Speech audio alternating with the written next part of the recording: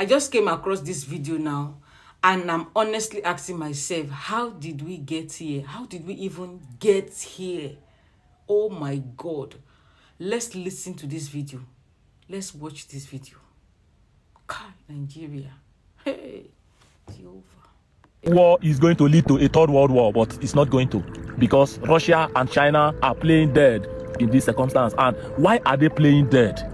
What is this war all about? This war is all about ending global terrorism from its origin. Let us ask ourselves, whenever you see terrorism and insecurity, who is the person that benefits from it? Is it the government of your country? Yes, they benefit because there is no accountability when there is insecurity. Is it the military of your country? Yes, the military benefits a lot when there is insecurity, because that is the best opportunity for them to have a robust military budget. Okay, so you don't expect a military that was taking 1 naira when there was no insecurity, and all of a sudden they are taking 100 naira as a result of insecurity to end that insecurity, because it has brought a lot of food on their table.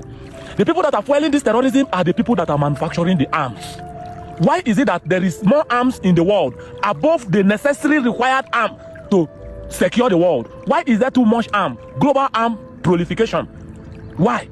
So when somebody have manufactured a lot of arms and they want to make sales, what do they need to do? They need to create insecurity so that they can be able to sell them.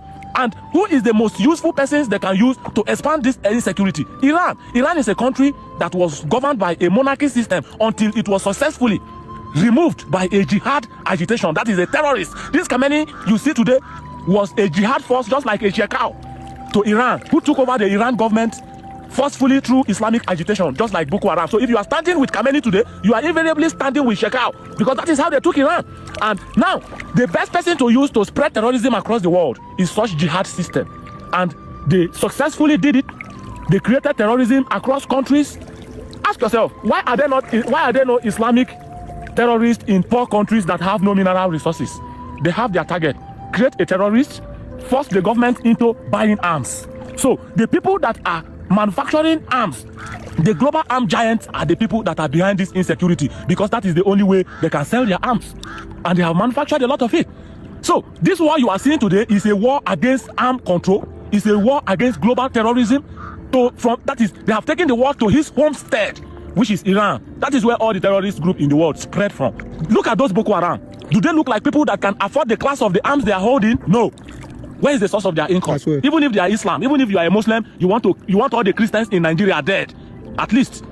Why must you use arms? Why are you bringing arms into it when there are other silent means? Poison pure water and sell it in front of a church on Sunday morning and have everybody dead.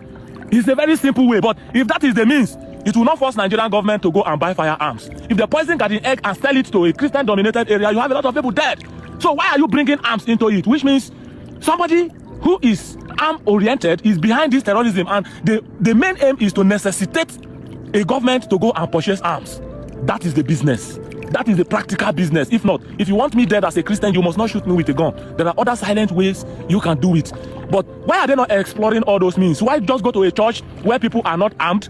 You don't need AK-47 to shoot all those innocent babies and innocent women, because they are not even armed. There is no vigilante stopping you. There is no security defending them, which means you can even use any other means to eliminate them. So why are you bringing in arms? Which means this is an armed-oriented mission targeted towards expanding the sales of the armed business. Look at Asari today. Where did Asari have military equipment to agitate for Niger Delta militancy? From where? How did they get it?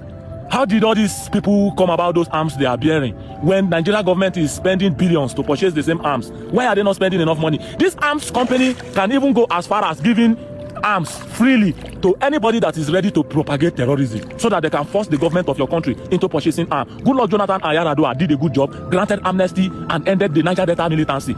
Is it that the agitation is no longer there? Is it that there is no more oil spillage in Niger Delta? Is it that the Niger Delta people are now benefiting from the oil exploration? No. So why did they stop the agitation? Even if you don't want to shoot gun anymore, why is the agitation over? All of them are now rich. That is the same thing they are doing with Islamic. So don't think that the Islamic militancy have any agenda that covers Islam or your belief. No, it is a contract, a political contract that forced the government of your country to spend over 80% of our earning on purchasing arms.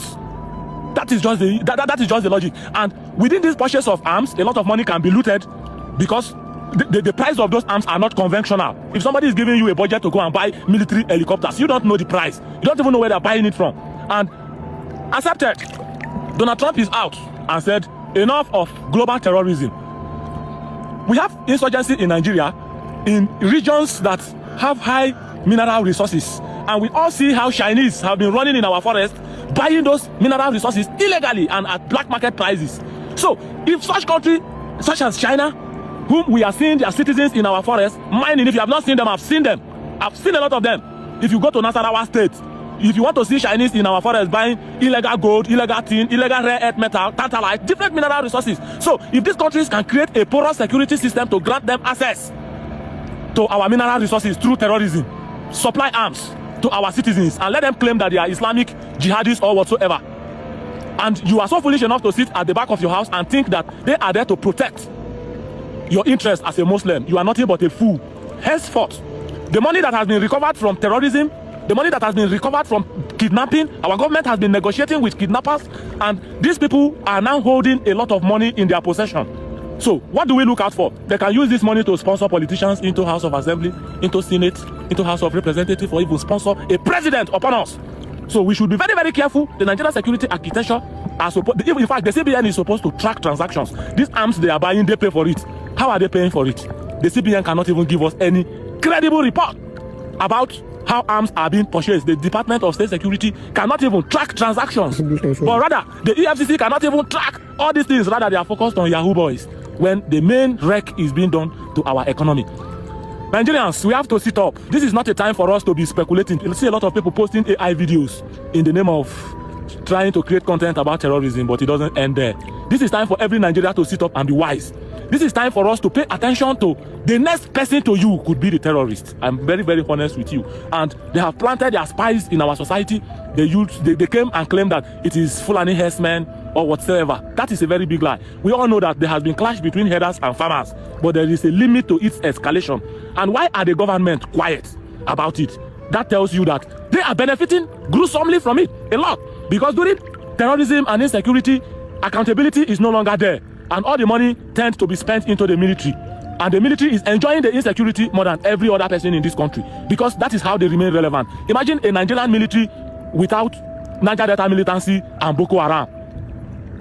So they need this security to justify their robust existence, to justify their robust military expenditure. That is what they have done to different countries of the world. Creating insurgency, force the government to buy arms, create insurgency, and create access to mineral resources in different countries overseas and exploit those mineral resources without accountability. Buy from black market. I'm talking about China, I'm talking about Russia, I'm talking about America. Yes, America is even the #1 sponsors of terrorists on earth. But the difference is that Obama was sending a lot of money to terrorists, same as Joe Biden. Now, a new face is here, Donald Trump.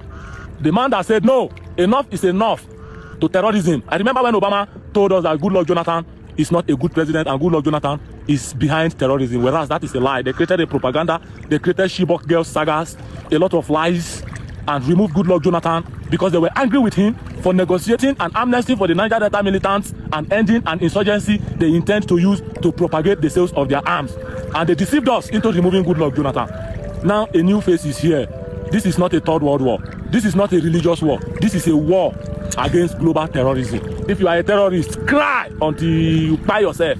But if you are not, stay at peace. You are not from Iran. And as I speak with you, all the terrorists in the world are losing it because their headquarters, which is the jihadist caliphate in Iran, is being destroyed.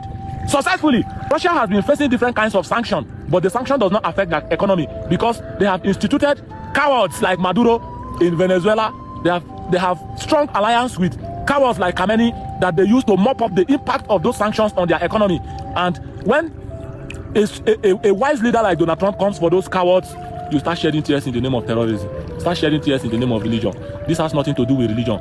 If you're a Boko Haram, drop your gun. You have other means to kill people. Exploit those means. And let us see that this terrorism is not just